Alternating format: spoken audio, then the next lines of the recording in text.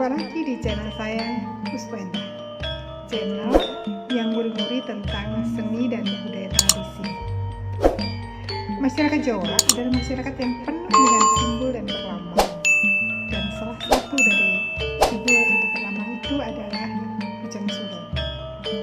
Bujang atau tumpeng adalah sesuatu yang biasanya berupa makanan yang dibentuk seperti gunung, biasa disebut dengan gunungan. Nah, makna dari gunungan atau bujang itu adalah sebuah penyatuan diri dari umat kepada Yang Maha Pencipta. Nah, sekarang apa dan bagaimana tentang bujang suro itu? Kita ikuti. Salam lestari budaya tradisi.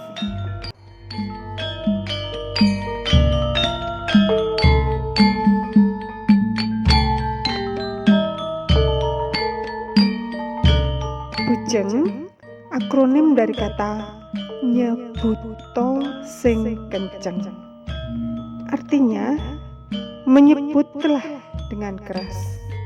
Makna luasnya adalah memohonlah sesuatu kepada Tuhan yang Maha Kuasa dengan sepenuh hati atau sungguh-sungguh. Sedangkan suro adalah bulan awal dari penanggalan bulan Jawa. Kalau dalam Islam disebut Muharram. Karena ini adalah bulan awal atau pergantian tahun, maka diharapkan dengan mengadakan bujang suro ini, di tahun yang baru akan mendapatkan semua hal yang baik. Apakah itu kehidupan keluarga, pekerjaan, keselamatan, maupun keberuntungan.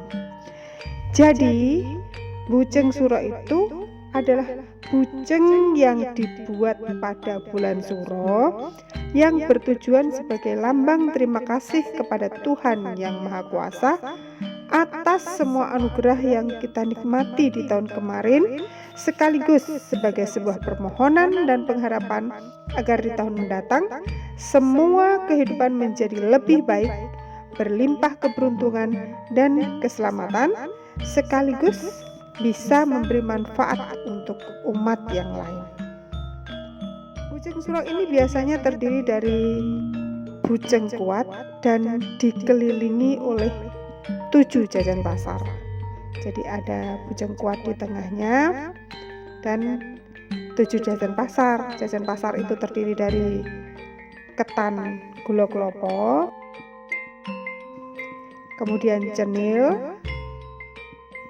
lalu ketiga lopes, keempat grontol, kelima tiwul, keenam geduk, dan ketujuh klepon.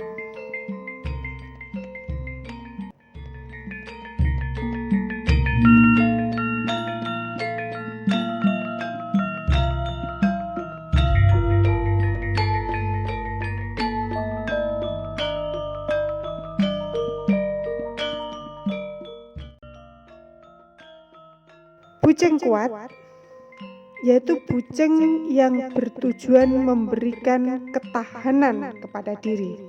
Dari namanya kuat itu berarti tahan, kuat, punya energi yang banyak, kuat dari segala serangan yang dari luar, baik itu serangan yang terlihat maupun serangan yang tak kasat mata. Karena dalam kehidupan masyarakat Jawa, boleh percaya atau tidak, bahwa ada sesuatu yang bisa menyerang tubuh yang tidak terlihat oleh mata telanjang. Apalagi di saat pandemi sekarang ini. Dengan pertolongan Yang Maha Kuasa, kita memohon menjadi kuat dan tahan terhadap godaan atau musibah. Bujeng kuat ini terdiri dari ketan dan kelapa parut yang diberi gula. Jadi ketan dan gula, kelapa manis. Kemudian jajan pasar 7 rupa. Dengan membuat jajan pasar, artinya kita mengharapkan di tahun baru nanti kita penuh kesenangan seperti kalau kita mendapatkan oleh-oleh jajan pasar dari ibu. Sedangkan jumlahnya 7 atau pitu itu diartikan di tahun yang akan datang, setiap langkah dan upaya di tahun ini diharapkan kita selalu mendapat pitulungan. Pitu itu dari kata pitulungan dan atau memohon pertolongan dari Yang Maha Kuasa. Jajan pasar 7 rupa itu terdiri dari 1. Ketan gula kelapa. Ketan itu diambil dari kata keraketan atau kedekatan. Artinya antar sesama umat di bumi ini sebaiknya kita membina atau memperkokoh persatuan. Jadi mempererat persatuan. Bentuknya ketan dalam Bujang Kuat ini ditanak. Boleh diberi warna, boleh tetap warnanya putih saja. Kalau saya cenderung saya beri warna hijau biar terkesan adem, karena hijau melambangkan kesejukan. Kemudian diberi kelapa parut yang dicampur dengan gula kelapa atau gula merah. Nah, kelapa parut ini menjadi manis rasanya. Boleh sebetulnya gula putih ataupun gula aren. Nah, nanti makanya ketan itu dicampur atau ditotolkan, dicocolkan pada kelapa parut yang manis tadi. Oke, kita lanjut. Yang kedua adalah cenil. Cenil itu akronim dari kata pancen, pilihan. Artinya selain rasanya yang manis, warnanya yang cerah menggoda. Biasanya cenil ada merah, kuning, hijau, putih. Selain itu ada sensasi kenyal jika dipegang atau dimakan. Nah, harapannya dengan membuat atau memakan cenil, orang akan menjadi unggul dalam kehidupan dan lebih kuat. Cenil adalah makanan yang terbuat dari campuran tepung kanji dan tepung terigu yang diuleni lalu dikukus. Nah, memakannya biasanya diberi parutan kelapa, juga diberi saus gula merah dan yang dicampur dengan pandan. Lalu jajanan yang ketiga, lupis. Lupis ini akronim dari kata alupono sing gelis. Artinya semua hal yang menimpamu dalam kehidupanmu, yang datang kepadamu, itu saringlah, amati, pertimbangkan. Tapi juga jangan lama-lama. Gelis itu jangan lama-lama, karena berikutnya harus cepat melangkah ke depan. Lupis ini berbahan ketan, juga ketan ya. Kemudian disatukan, biasanya dibungkus dengan daun pisang, ditanak. Nanti memakannya diiris pakai benang. Jadi diiris tipis-tipis pakai benang. Sama memakannya pakai parutan kelapa dan saus gula merah. Kemudian yang keempat, grontol. Grontol adalah jagung muda yang sudah dipisah dari tongkolnya, kemudian direbus dan menghidangkannya diberi parutan kelapa yang diberi sedikit garam. Biasanya grontol ini memang rasanya gurih, jadi tanpa diberi cairan saus gula tadi. Grontol ini mengandung filosofi tentang bagaimana kita mengambil inti dari sebuah hal yang istimewa. Karena seperti kita ketahui bahwa pohon jagung itu berbuah hanya sekali dan pohonnya tidak bercabang. berarti kita mengambil buah dari pohon yang mengabdikan hidup hanya sekali saja. Sedang kita langsung mengambil jambu muda yang sudah dilepas dari tongkolnya, itu berarti semoga apa yang kita peroleh dalam kehidupan mendatang lebih bagus dari yang sebelumnya dan mendapat yang terbaik.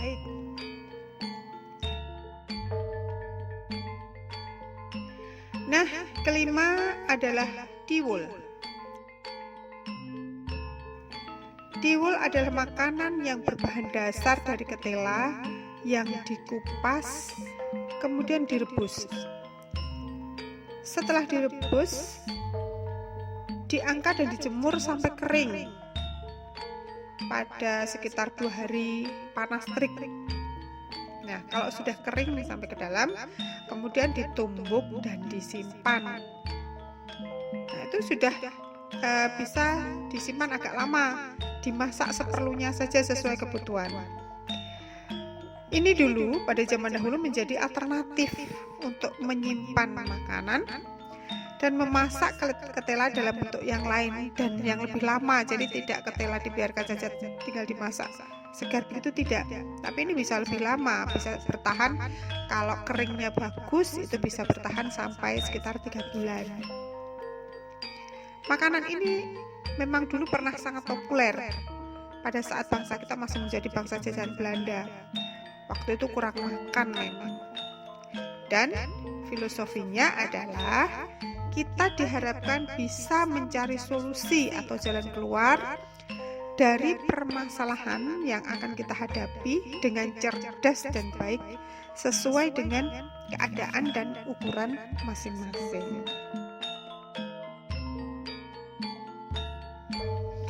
Yang keenam, gedok. Gedok akronim dari digeget mantuk-mantuk.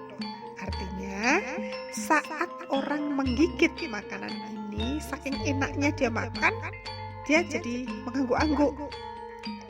Makanan ini memang enak, yaitu berupa ketela yang ditanak, kemudian dihaluskan saat masih panas.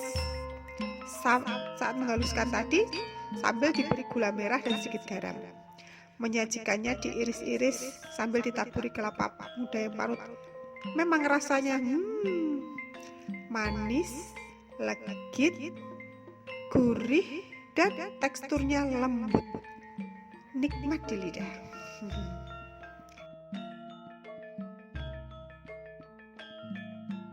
Oke, sekarang yang ketujuh adalah klepon. Klepon adalah makanan yang terbuat dari tepung ketan, kemudian dibuat bulatan yang di dalamnya diberi gula merah. Setelah itu direbus dalam air satu persatu. Nah, sensasinya adalah pada saat dimakan, gula yang ada di dalam itu meleleh di mulut, bercampur dengan ketan tadi saat sudah di lidah. Jadi sangat luar biasa. Betul, sensasinya kreasi nenek moyang kita itu memang sangat luar biasa. Nah, filosofi dari klepon adalah kita harus menyiapkan diri menerima kejutan-kejutan dalam hidup, dan yang diharapkan kejutannya adalah berupa hal-hal yang baik dan indah. Jadi bisa berupa hadiah dan lain-lain. Demikianlah makna yang terkandung dalam Bujang Suro. Di sini kita tahu bagaimana kelebihan makna serta pesan yang terkandung di dalam setiap tatanan hidup orang Jawa agar kita bisa menjadi manusia yang lebih baik ke depan dan selalu dilindungi oleh Tuhan Yang Maha Kuasa. Sampai ketemu kembali. Salam lestari budaya tradisi.